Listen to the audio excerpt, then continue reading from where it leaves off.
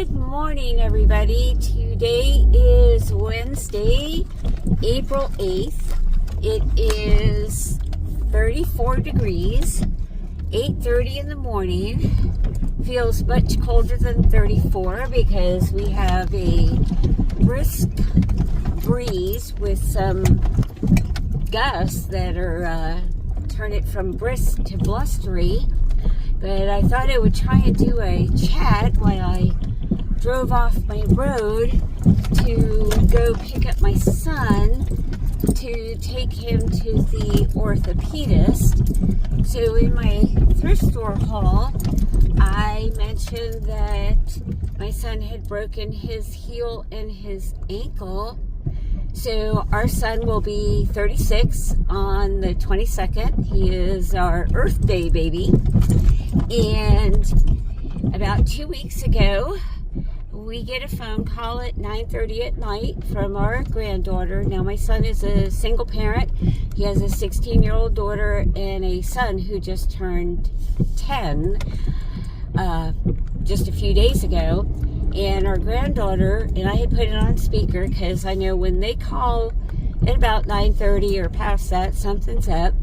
And I put it on speaker, and my husband and I are like, hey, what's up?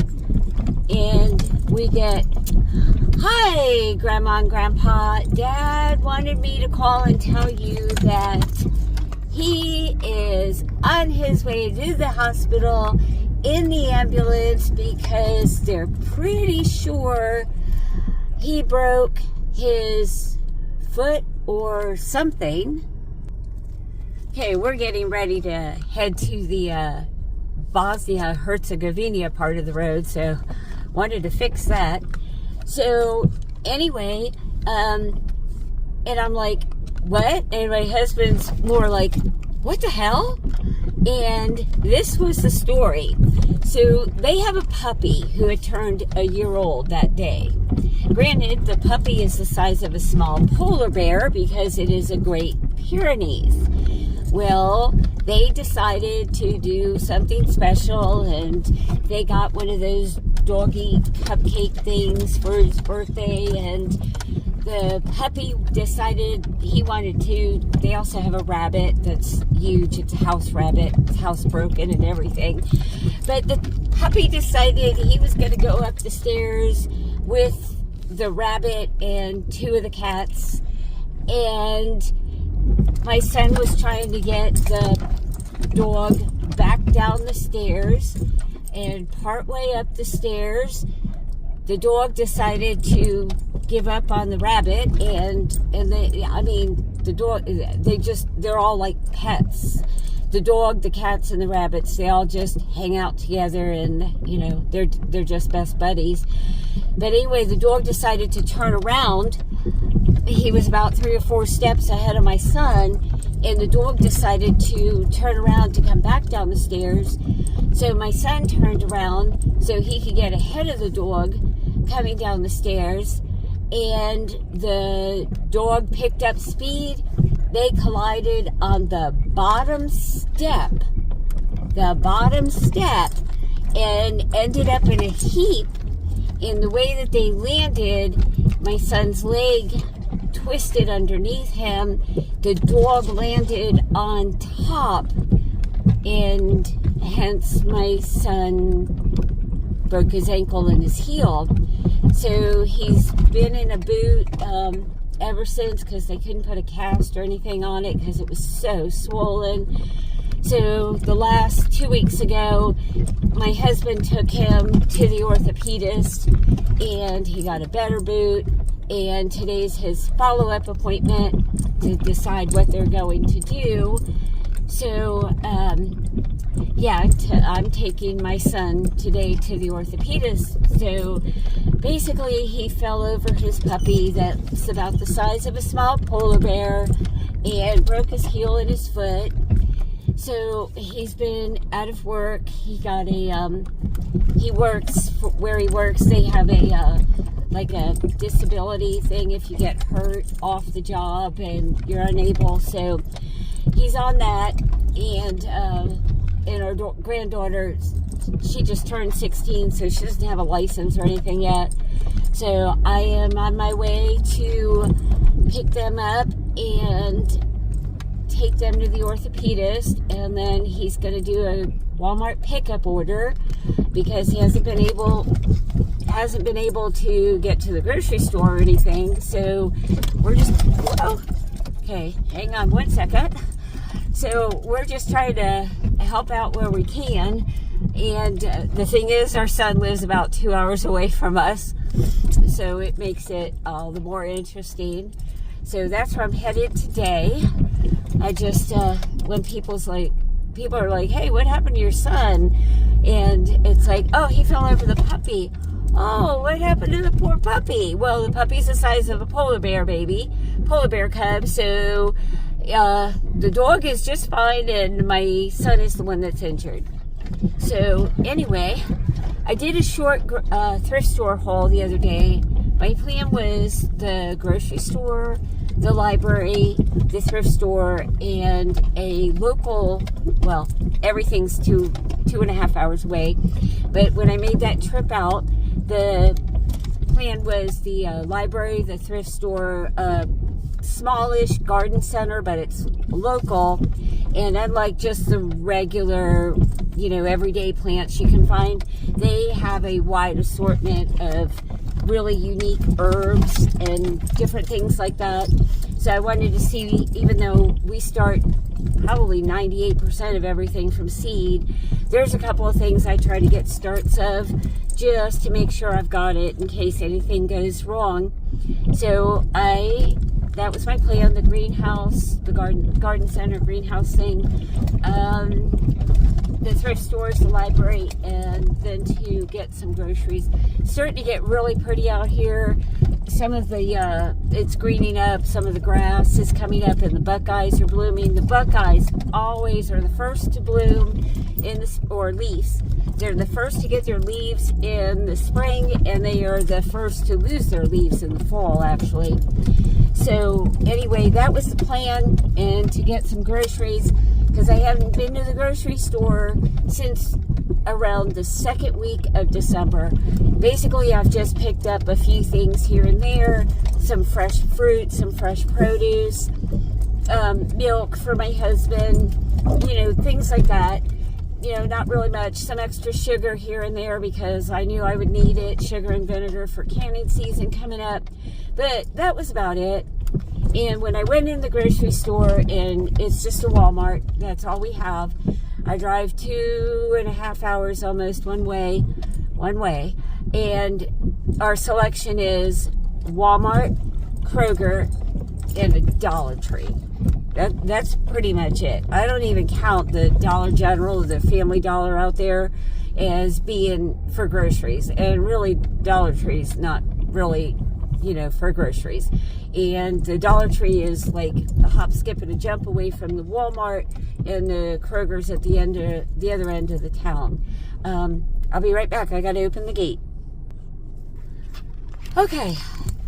Open the gate, drive through the gate, close the gate, head off again. So anyway, that was the plan. And the night before I go out, especially if I'm going to the grocery store, I got to get through this dip.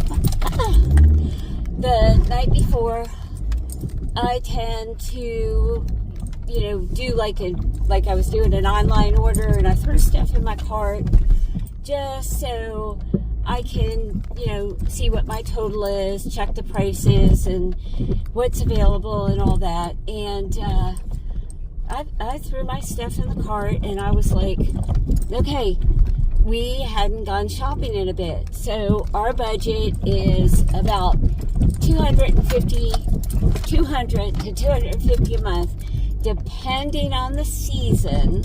If I am ordering bulk produce or things like that, the Azure order, things like that. So if I hadn't gone to the store really since the middle of December, our grocery budget had been building up. And I thought, well, now's a good time. I'll get a bunch of stuff, fill in a bunch, even though I was working on a huge Azure order. Hang on, it's going to get a little bumpy here. Let me get through this part. Whoa, okay. Oh, pit of despair. That's always the fun part. So anyway, I was putting my stuff in my cart, and I had noticed a couple, let me get through this, a couple of the prices had gone up, and I was like, well, okay, that's all right. And I threw everything in my cart, and then that, like, if I'm doing an online order, I use that as my grocery list. So when I go in the store, I just pull up my order, and I know that's my list. So, wait a minute, gotta hook the seatbelt, or we're gonna be beeping for the rest of this trip till I get to the blacktop. So I was looking at the prices, and I was telling my husband, oh, well, this went up like, 5 cents. This one went up like, 13 cents. And I was looking. So one of the things I had decided to put in my cart were, and they're down like the baking aisle where like the chocolate chips are and stuff. And it was the Heath toffee bits. Now I make fudge for my husband, and I make, brown. I do all of our baking. So I decided, well, I'll get another bag of that. And yes, I can make toffee on my own. I can make it from scratch. I've made it before. And I thought, well, I'll just get like another 2 or 3 bags for convenience because it's ready to go. And my husband will snack on those also. So I was like, well, I'll just get those toffee bits. Now, when I had bought those in the past, they were $2 and either 63 cents or 83 cents a bag, somewhere along there. When I put them, I looked again, and they were $4.87. I was like, you've got to be kidding me. So they had an increase of $2. The tea bags, and I just buy the plain Great Value tea bags, just to make iced tea. The Lipton was always kind of strong, and I prefer herb teas or loose teas, but my husband likes that just for the iced tea. So I'm at Marlboro Ruts now, and this is going to be interesting because it poured rain the day I came back from when I did my Drive the Road with me. It had rained, so by the time I got back home, everything was absolutely soaked. But the tea bags were 100 tea bags for $2. Then they went up to, and this was all just within a couple of months. Then they went up to $2.06. So when I went to put them in the cart, they were $2.18. And that was just in, 3 months. And everything had just gotten so expensive in the price increase. And then when you look at it, if you don't check, let me lower the heater here, it's pretty warm now. And if you don't check the unit pricing, which is your price per ounce or, price per pound or whatever, you think, oh, it's not so bad. But then you realize that if you really look at the package and rather just not the label on the shelf, but if you look at the package, you realize, well, okay, it's 30 cents an ounce, say. That's what the label says. You got your whole price, and then your unit price is like, okay, it's 30 cents an ounce. But that's on the shelf label. And that's if you're lucky if there's a shelf label, because prices are changing so frequently. A lot of stuff doesn't even have the price sticker on the shelf. And it wasn't just me. I see other people there looking at it, trying to scan their thing or trying to figure out what a price, if they didn't have a phone to be able to scan or whatever. But everybody's trying, well, there's no price. So your shelf label gives your price, and then it gives your unit price. But then you look at the package, and it's like, spun my tires there a bit. You look at the package, and it's gone from, say, 32 ounces, it's 30 ounces. It's gone from 100 in the package, like say tea bags. It's gone from 100 to maybe you're getting 90. So you can't just go by the unit pricing on the label. You actually have to figure out what the price is of the item and then divide it by the ounces or count that is on the package. Because, oh, okay, yeah, that doesn't look so bad. The price doesn't look so bad. The unit pricing is pretty good. And then you're saying, yeah, okay, that's not bad. And then you get it home and you're like, well, wait a minute, that's 10 tea bags less than what we got, or that's 2 ounces or 4 ounces than what I was paying for. And you realize that 30 cents per ounce could maybe be 45 cents an ounce or more, because the price has gone up, and the amount that you're getting has reduced. It's the shrinkflation. And I wasn't the only one, and I went to go try and get some saltine crackers, and the Walmart was sold out of crackers. And again, I don't have a recipe for those. Otherwise, I'd make my own, because I do make graham crackers and everything. But a lady picked up the big bag of the animal crackers. I think it's Stouffer's or something. It's a big bag of animal crackers you basically find in every store. It's a huge bag. Well, she's like, well, okay, there's less in the bag. It's not as big as it used to be. And she scanned it, and she scanned it, and she's like, unbelievable. And I just looked at her and I was like, what's wrong? And she goes, never did I think I would be paying $6.53 for a bag of animal crackers. She's like, that's obscene. That's unreal. And she had like an 18-month-old in her arm, and then she had 2 other kids with her. And they were pretty young, like a 4 or 5-year-old, and then maybe a 6-year-old or so. And she's like, that's their treat. They really like them. They munch on. And it's like, but seriously, almost $7 for a bag of animal crackers.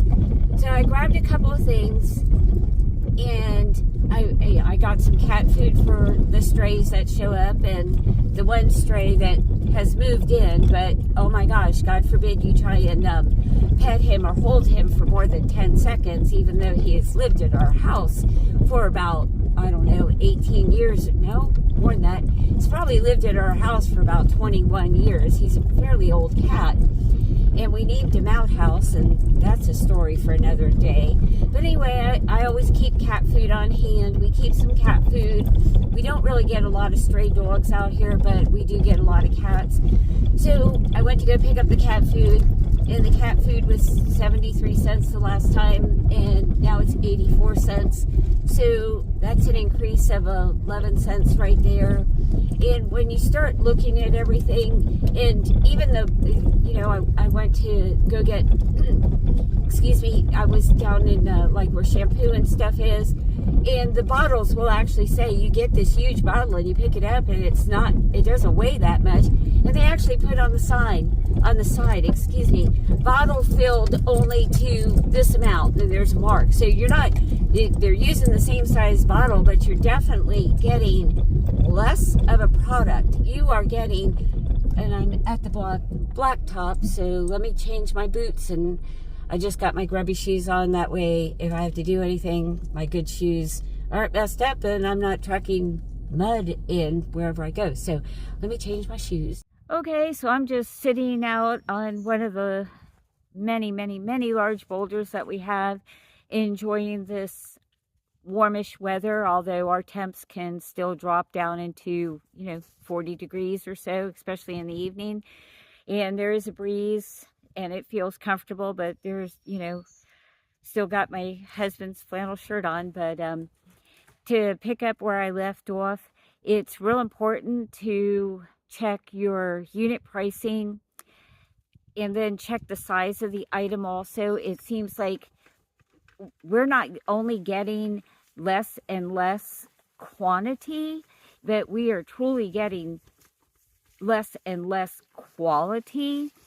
I don't eat meat, and we don't really buy like packaged foods. I mean, saltines and the occasional box of pasta if I'm not making my own. But we don't buy like microwave meals, whether they're shelf stable or freezer ready. We don't buy meals that you'd put in your oven, like a lasagna or chicken. We don't buy any of that. But I do always glance every once in a while when I'm in the store just to see what's going on. And it's really amazing that because I'm plant-based, that people don't want to eat lab-grown meat. They, oh, that's Franken food, and that's freaky, and that's gross.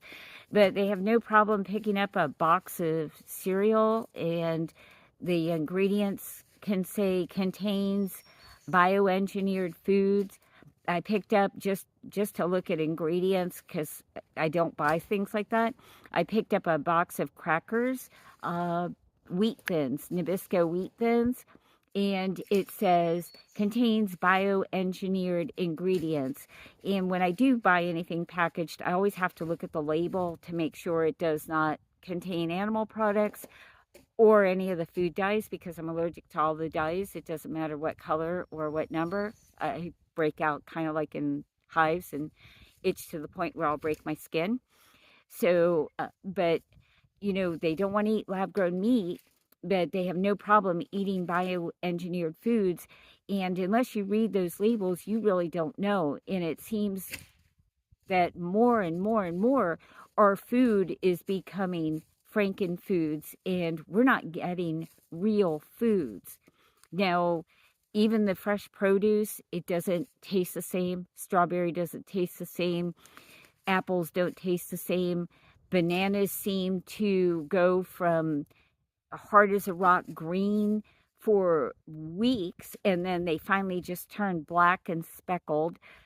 Apples, I mean, I've dropped an apple or two, and they don't even bruise to where it's nasty. So I think in addition to checking the unit pricing and the quantity and the size to make sure you're getting a good deal, I think you really need to look at the ingredients, because a lot of it is not food. And I always felt that if you can't pronounce it, it's not food. And to see bioengineered ingredients, I'm watching the butterflies fly around. Bioengineered foods on, it's either the whole thing's bioengineered or some of the ingredients are bioengineered. So it's like, when did our food not be food anymore? And I just think that's something else we need to look out for.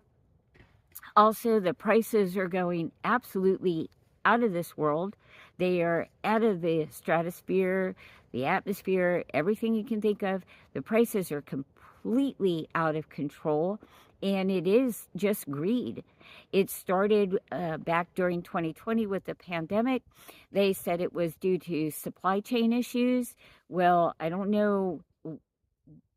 The supply chain started working again, but the prices didn't really come down. And now, even before the whole thing that's going on in the Middle East, which they're saying it's not a war. I'm a veteran. It's a war. I come from a family with a lot of military people in there. It's a war, and that's all I'm going to say about that. But even before that, the war, prices were still going up and up and up. And the CEOs in the companies, Kroger, Walmart, Publix, whatever the company is, they just keep making more and more and more money. And we're getting less for the money that we're spending, and we're getting less quantity for what we're excuse me, less quantity for what we're spending, and less quality for what we're spending. And there's I'm going to paraphrase because I can't remember exactly, but it's like there will be enough, or there could be enough for everyone's need, but not for everyone's greed. And I don't go shopping that often. I mean, it could be, 8-10 weeks before I actually go to the grocery store. And in between, I'm basically picking up maybe some milk or some butter, some fresh, fruit and vegetables. But that's about it. I don't go and I do a shop every week or every couple of days. So when I go, I really, really see the price increases, and the packaging is so deceptive. It looks like the exact same packaging, but you're getting so much less.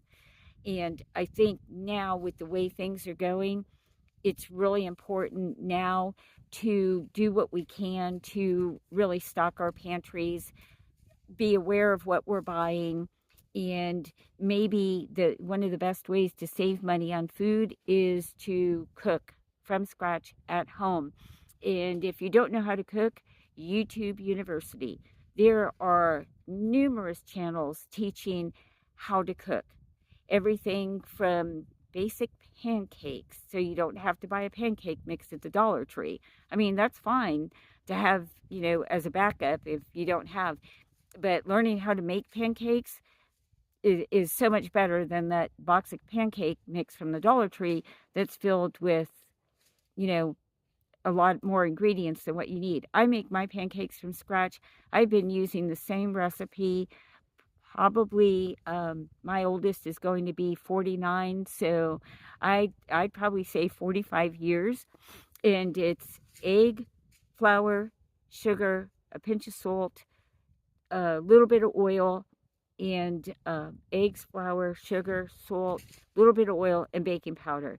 And then I add in other things. I add vanilla, I add cinnamon, I'll add some wheat germ, I'll add some flax meal. But the basic recipe is just egg, flour, milk, egg, flour, milk, baking powder, salt, sugar, and oil. So it's 7 ingredients. And that recipe makes anywhere from 10 to 12 pancakes depending on the size. Excuse me. So it's great to have, a thing on the shelf as a backup, but so many people, they buy Uncrustables. I have never bought frozen pre-made peanut butter and jelly sandwiches in my life. Not even for my kids. It's, make your peanut butter and jelly sandwiches at home. And here's a trick to stop the jelly from going through. Put peanut butter on this side of the bread, peanut butter on that side of the bread, some jelly in the middle, slap it together. If your kids don't want the crust on it, go ahead and cut the crust off and throw that crust in a bag, keep it in your freezer, and when you get enough, you can make breadcrumbs, or you can cut it up into, pieces for a stuffing or some croutons or something. But learning to cook from scratch will be the best thing you can do to learn how to save some money. And like I said, you don't have to do a full 10-course Julia Child spread or anything like that. We're not asking for Martha Stewart, but learning to cook just basics, pancakes, some waffles, French toast, things like that will really save you money.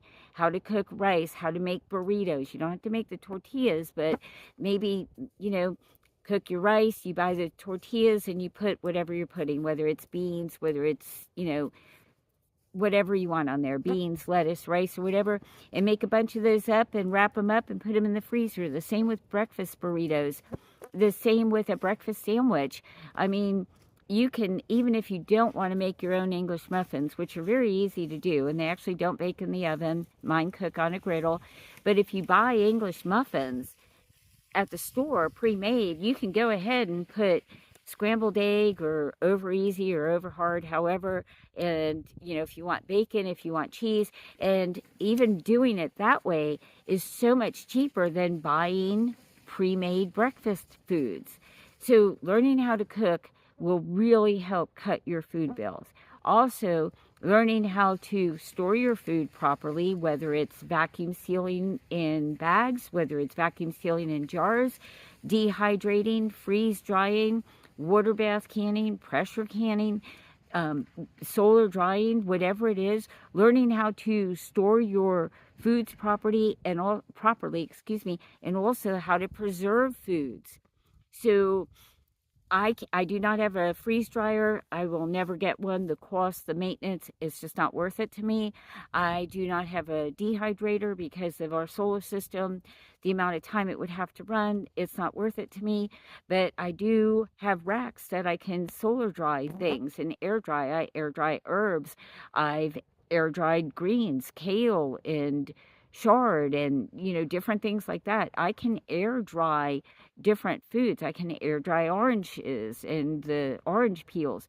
So you don't need a freeze dryer or a dehydrator.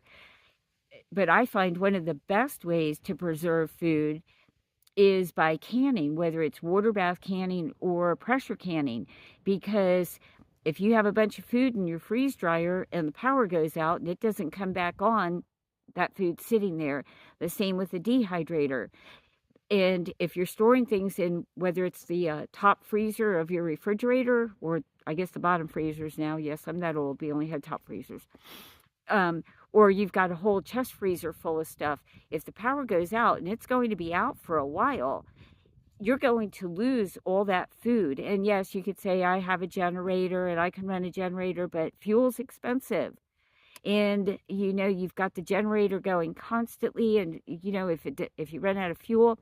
But if you know how to water bath can and pressure can, you can what's in that freezer, whether it be chicken, beef, pork, frozen peaches, tomatoes, carrots, anything. You can go ahead and water bath those, and or pressure can them, and your food is safe. So with the economy the way it is, and the economy, the prices, the quality of the food, everything, it's really important, I think, to learn how to cook. Like I said, we're not doing Martha Stewart or Julia Child or anything, just basic stuff. Learning how to preserve your food, and store your food properly is going to be a game changer and will save you money. I've checked out all these. I don't find any great savings there at all. It's a 3-hour trip anyway. Actually, it's where the orthopedist is, where I had to take our son to the orthopedist. And I don't find anything special there. It's a lot of prepackaged foods, or whether they're shelf stable or freezer. And they tend to have a lot of snack items. And it's like, really, how many, when people go to the Dollar Tree and they get all these snacks and stuff, it's like you're paying a lot for a little bit. And if you have a family of 3, 4, 5 kids, how many of those, and I guess they're like $1.50 now or $1.75, how many of those little packs are you going to buy? And are you going to be able to ration those to your kids? Because they're so small, one is not going to feed the kid. I'm thinking back to my kids. And so are you really getting your bang for your buck at Dollar Tree? I don't think so. I don't think, and I know a lot of people, that's all they have, or that's all they can afford, but you really have to start thinking. And I feel bad. I see people in the store and they're deciding whether they can get 2 cans of soup or 1 can, or if I get 2 cans of soup, do I have to put the bananas back? Or, something like that. And that really hurts, especially if you're on a fixed income or a senior citizen. Now, I don't have utility bills because we're off grid, but I do have propane for my stove. I have insurance for my vehicle, and I'm a veteran, so I do get a discount. But we do buy solar panels, and I have a phone bill and cell phone bill. And, we buy panels and batteries, and I have property taxes, and I have personal taxes. So, and we have medicine, and, so we have to watch our money too. And sometimes buying in bulk is not always feasible. So you always want to check whether something in bulk is feasible. And if it turns out that the bulk price is better, can you split that and get even a better price instead of getting 2 5-pound bags of something? Buying 1 10-pound bag might be cheaper, or the 25-pound, and maybe you can split it with somebody to really get the better deal. I buy 50 pounds of oats at a time because I use a lot of oats. I eat oatmeal just about every day. I love oatmeal. I make oat milk, make granola bars. um, use it in baking, use it in a lot of things. So 50 pounds of oats to me is nothing, and I will go through 50 pounds of oats in no time. So I think, we need to focus on doing our best to try and save money, learn to cook from scratch. Now, Martha Stewart or Julia Child, but just even basic foods. Find a couple of recipes that really work for you, that your family likes. And another thing is, no matter how, if you want to make something and that recipe calls for ingredients that you will never use again except for that recipe, is it worth making that to store oyster sauce or some really strange spice, or a season, anything? If a recipe requires specific ingredients that you wouldn't use all the time, unless you can try and substitute that out, then you're wasting money on buying ingredients and storing ingredients that may expire before you ever even think about it, just for one recipe. So sometimes just having, 14 recipes for breakfast, lunch, and dinner, and rotating through those, and maybe changing them up. So if you're cooking something with cheese, maybe instead of yellow cheddar, you use some Colby, basic recipes, but you can change them up. Like my pancake recipe is basic, but I change that up all the time.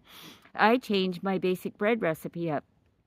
Excuse me. I can turn that basic bread recipe into cinnamon bread, cinnamon raisin bread. I'll make pumpkin spice bread. I'll make a date nut bread, a yeasted date nut bread. You get a basic recipe and then you can change to it. But I don't really think, and I feel bad for people who do have to shop at the Dollar Tree and Dollar General and Family Dollar, because I remember years ago, those are considered stores that are in a food desert, where people do not have actual stores, a real grocery store.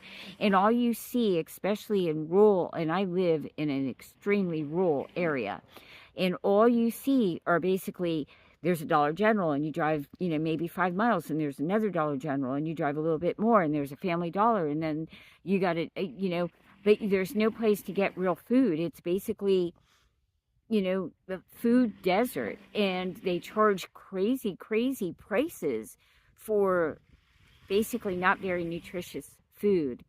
So I guess my rant is, learn how to cook from scratch, learn how to store food properly so it doesn't go to waste, learn how to can, whether it be pressure canning or water bath canning, and, don't go for recipes that require a lot of specialty ingredients, and not just ingredients, but specialty tools that you would need to cook something. Because if it says you have to have this special gizmo thing just to make something, and you don't have that gizmo, and you got to go out and buy it, and you're never going to use it again, those aren't recipes that are worthwhile. So I'm trying to just say, learn how to preserve food. There's a lot of channels out there. Learn how to cook from scratch. I will share cooking from scratch. I share canning. I did a video all about the different types of canners. I did a video about the different type of jars. But I see a lot of people, they have all these supplies, but they don't do it. They just don't do it. And I know a pressure canner can be intimidating. Believe me, I know, but I've been pressure canning or around pressure canners since I was like 9 years old. And I'm going to be 65, so that's a very long time. And now it's like it's second nature to me. It's like driving a stick shift. It's like it's second nature. I know exactly what to do. I don't even have to think about it. I just go in there, and it's like once you drive a stick shift or you ride a bike, it's like second nature. And I that with pressure canning. So I will share some more basic cooking recipes if anybody's interested. I will share canning. In fact, I need to can right now split pea soup. I picked up some stuff. I need to can split pea soup. I did buy some frozen blueberries so I can make some blueberry jam, and I bought some frozen peaches so I can make some peach jam. Like I said, I took my son to the orthopedist, and then from there he had a pickup order, but forgot some things on the pickup order. So we actually went into Walmart, and it was funny. He's got this huge boot on it. He's on his right foot. And I asked him, I said, do you want me to get one of those motorized cart things right on? And he looked at me and he's like, hell no, Mom. And I was like, okay. So we went in the store. He had a shopping cart. He leaned on it. He was pretty good. I asked him, he's like, Mom, go do whatever. I'm fine. If I need you, I'll call. I was like, okay. And I went in there and I picked up just a couple of things. And as I was walking down the aisle, I saw they had a fabric department. And this is a Walmart that I haven't been in, oh my gosh, I'd say like 5 or 6 years, because it's like 3 hours away. And it's just like, it's not worth going out there. And but they had a bigger fabric department, and there was a big, huge clearance sign. And what they had on clearance was different types of tulle and the netting, like you would put on bridal gowns or make frilly skirts or whatever. Well, it was marked down to 30 cents and 50 cents a yard. And I probably bought 30 yards, I'd say. I don't think I spent more than $6 on all of it. I mean, it was like dirt cheap. And I'm going to make netting to cover my broccoli and my cabbage and things to keep the caterpillars and the moths off. And it's just, measure, cut, and put a stitch and a drawstring at the bottom. But I had gone to get it at a garden place, that one piece would be like $30 because they're selling you for what it's for. So think outside the box with a lot of things too. Can you use those like sheer curtains, panels? Can you find those at a thrift store to use as a shade cloth over your plants, or to cover the plants to protect them? We do that in our garden. Every time I go to a thrift store, when I do go, if they have the sheer curtain panels, I'll pick those up. They're usually $1 or $2, and we use them as shade cloths over our plants, and we do all that. And we grow as much as possible. Now, the bear and nature have killed off the apple trees, and the deer decimated the peach trees. So, but we do have some wild cherry trees, and I can get enough cherries off of those to do like 2 pies and maybe 6 jars of jam, and that's good. That's fine. So we don't really have fruit, but I grow almost as much of our vegetables as we can.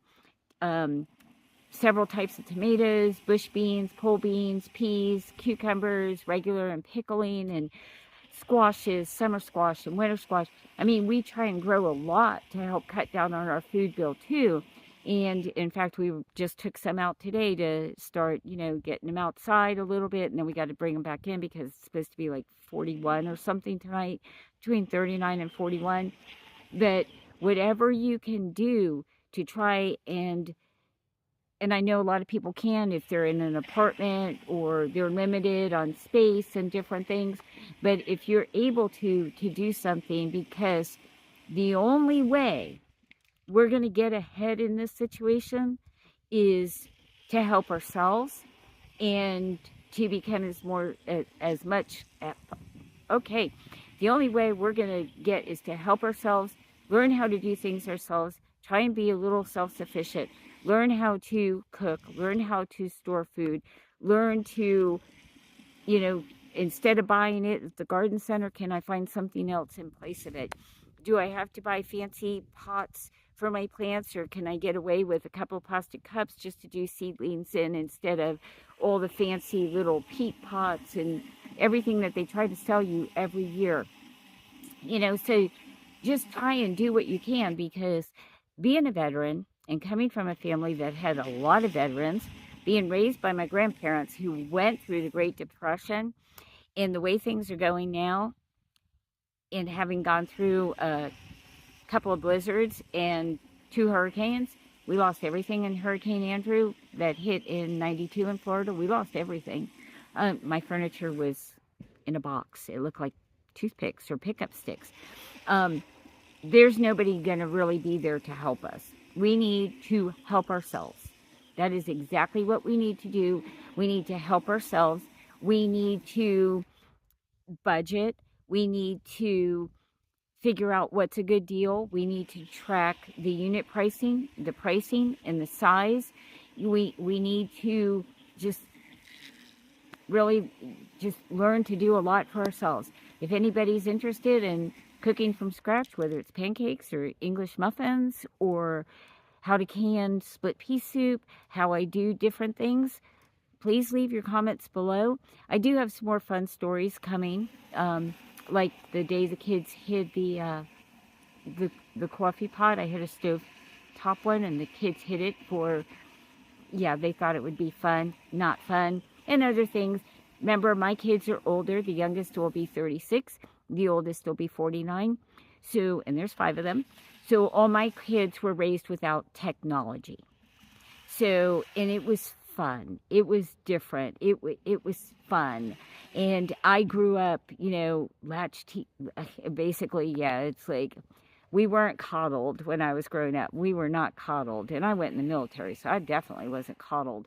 But I survived years, literal years and years, well after I was grown, of all types of abuse. So I'm definitely not coddled. But I do have lots of fun stories, and I'm going to share some of our garden. We've got all sorts of things going, and with the solar, how we're doing that, and different things. So don't forget to like, comment, share, and subscribe. Leave your, just be nice in the comments. I am still new, and I'm learning, and yeah, I'm 65, so my way of doing things is probably not the same way that somebody in their 20s or 30s or even their 40s would do.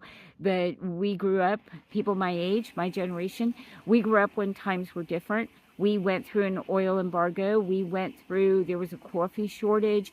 We went through a lot. We went through protest. We went through women still fighting for rights. We went through so much that don't push us to the back. We have a wealth of knowledge. We have things to share. We have stories to tell. I did a video. We're not dinosaurs. Just because we're old, we're not a dinosaur. You could actually learn something from us. So leave your comments below. Please be nice. I'm sorry if this was a little long, but I've been working on it for a couple of days, and I had actually finished the whole video, and then I looked and I was like, well, damn, I forgot to hit record. And it was like, okay.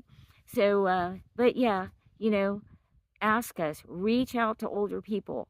We have a wealth of information. We are like a living, breathing, walking, talking Wikipedia. We are a living, breathing, walking, talking Google. Ask us. We know what it was like to do without. We are, you know, our grandparents went through the Depression. You know, a lot of people now, their grandparents are, you know, their grandparents are probably as old as my oldest son. And he's going to be 49, so, excuse me.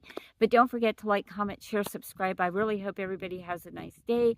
I'm going to go in and start prepping for split pea soup. Oh, and also I had, I think I have one huge Cinderella pumpkin left from this past harvest, and either 4 or 5 butternut squash that I need to prep and get those canned up. And I still have, I think it's 30 pounds of potatoes that everything's been stored down in the root cellar and everything, and they're still fine, ready to go. So I'm going to get all those prepped up, peeled, and everything ready to go, and put those in jars and put those in the canner. So I hope you guys come back. I hope you like, comment, share, and subscribe. Everybody have a great day. Thanks. Bye.